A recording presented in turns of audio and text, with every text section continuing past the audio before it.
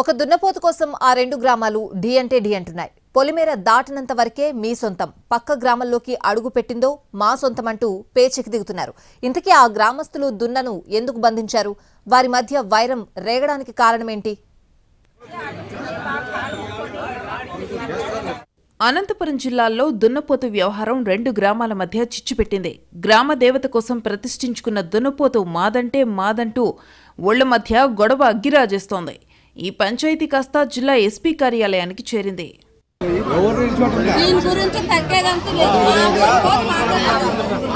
కూడేరు మండలం కడదరకుంటలో నెలన్నర క్రితం బొడ్రాయి పండుగ జరిగింది.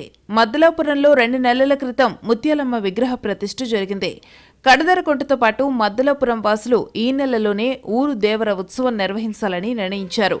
అయితే ముద్దలాపురం వాసులు 3 ఏళ్ల క్రితం ముత్యాలమ్మ దేవత కోసం దున్నపోతును వదిలారు. కడదరకుంట గ్రామానికి చేరింది. గతంలో కనిపించకుండా పోయిన ఈ దున్నపోతు తమదేనంటూ వారు బంధించడంతో ఇరు గ్రామాల మధ్య ఘర్షణకు దారితీసింది.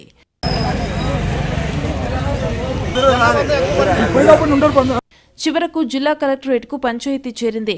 అక్కడ కలెక్టర్ అందుబాటులో లేకపోవడంతో మద్దలాపురం గ్రామస్తులు జిల్లా ఎస్పీ కార్యాలయానికి చేరుకున్నారు. తమకు న్యాయం చేయాలంటూ ఆందోళనకు దిగారు. మా పొలిమేరలో వదులుతామన్నారు. అది ఇక్కడ ముద్దలాపురం కన్నా రావచ్చు, కదరగుంట కన్నా రావచ్చు. అది ముద్దలాపురం వస్తే ముద్దలాపురం వాళ్ళకి, కదరగుంటకు పోతే కదరగుంట వాళ్ళకి. పరిస్థితి ఉద్రిక్తంగా మారడంతో పోలీసులు మధ్య మార్గంగా రాజీ కుదిర్చారు. దున్నపోతును ఇరు గ్రామాల సరిహద్దులో విడిచిపెడతామని, అది ఏ ఊళ్ళోకి వస్తే అది వారి సొంతమవుతుందని చెప్పారు. అందుకు ముద్దలాపురం వాసులు కూడా ఓకే అంటున్నారు.